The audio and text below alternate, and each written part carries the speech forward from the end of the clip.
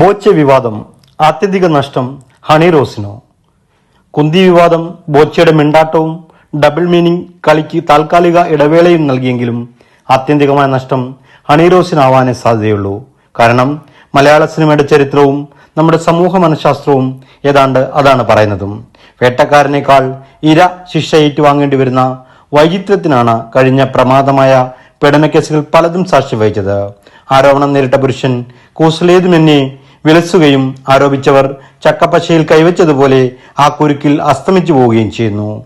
പ്രമുഖ നടൻ കുറ്റാരോപിതനായ കേസിൽ അതിജീവിത മാത്രമല്ല, അതിജീവിതയ്ക്കൊപ്പം നിന്നവരെല്ലാം സിനിമയും വരുമാനവുമില്ലാതെ ചക്രശ്വാസം വലിച്ചതിന് നമ്മൾ സാക്ഷികളായി. ബോച്ചയുടെ കേസിലും വിധി മറിച്ചാവില്ല. സിനിമയേക്കാൾ ഉപരി ഉദ്ഘാടനങ്ങൾ കൊണ്ട് ഉപജീവിച്ചിരുന്ന ഹണിയുടെ മാർക്കറ്റ് കുന്തിദേവിയുടെ ശാപത്താൽ അന്യം നിന്നു പോകും. പരാതി പാരയായി പണിയിരുന്ന് വാങ്ങിയവൾ എന്ന കുറ്റബോധത്താൽ പാവം ഹണി പാവയ്ക്കാനീര് കുടിക്കും. എന്തുകൊണ്ടാണ് കൂടുതൽ സ്ത്രീകളും പരാതിയുമായി മുന്നോട്ട് വരാത്തത് എന്ന ചോദ്യത്തിന് ഉത്തരമായി അതിജീവിതയും ഹണിയും പുതിയ പാഠമാകും. മുള്ളു വന്ന് ഇലയിൽ വീണാലും ഇല വന്ന് മുള്ളിൽ വീണാലും കേട് ഇലയ്ക്കാണെന്ന പ്രപഞ്ച സത്യം ഒരിക്കൽ കൂടി ഉറക്കെ ഉദ്ഘോഷിക്കപ്പെടും.